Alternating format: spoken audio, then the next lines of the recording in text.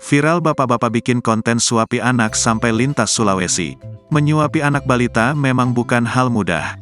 Mereka sangat aktif dan sangat sulit untuk duduk diam. Terkadang memaksa orang tua harus berlarian sambil memegang sendok dan piring penuh makanan.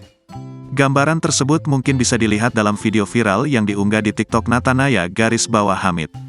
Ia membuat video kocak bersama putra balitanya, yang memperlihatkan sulitnya menyuapi balita aktif.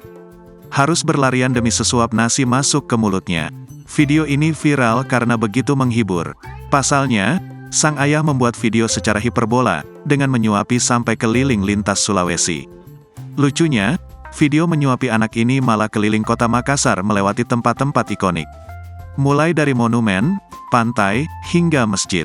Sambil menggendong anak perempuan dan memegang sendok penuh makanan, sang ayah terus berlari demi menyuapi anaknya yang sangat aktif.